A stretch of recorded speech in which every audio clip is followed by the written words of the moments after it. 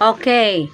So, sa pagiging BA ba, ano ba yung mga pangangailangan ninyo? Unang-unang kailangan sa pagiging virtual assistant. Mabilis lamang ito kasi 3 minutes shorts video lang to. Una po, laptop or desktop. Mamili po kayo dyan sa dalawa.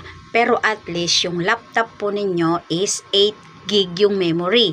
O kaya, 8 gig memory niya. Tapos, yung kanyang processor, it's either i3 or Intel Core, kung ano man yan, pwede na. Sa pagiging BA, starting lang yun ha. Pero pagka nakuha na kayo as nakasweldo na kayo ng 2 buwan o kaya 3 buwan, palitan nyo kaagad. Palitan nyo kaagad ng mas mataas na processor.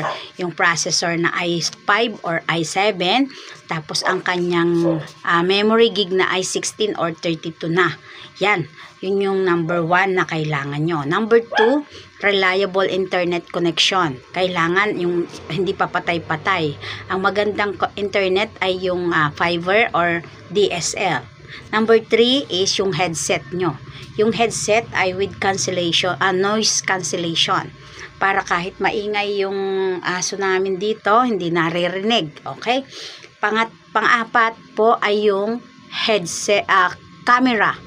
Camera po yung pang-apat. So, kailangan may camera po kayo. Bumili po kayo ng camera. At least, yung malinaw naman. Kasi ako binili ko, wala man 500 yun. Ganun po yun. And, number 5, ang kailangan po ay yung sarili natin. Be prepared, no? Be prepared. Tandaan nyo po, hindi po kailangan ng sa pagiging virtual assistant, hindi po kailangan yung degree. High school graduate lamang po ay okay na po sa kanila. Basta mga foreigner po ang kausap nyo, wala pong pakialam yan.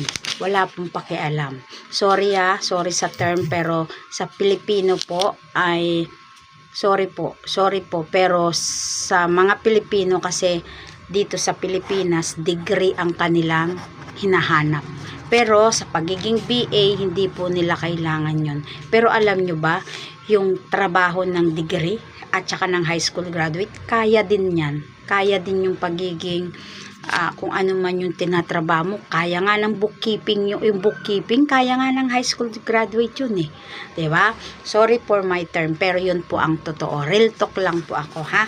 So, yun po yung 5 kailangan sa pagiging virtual assistant.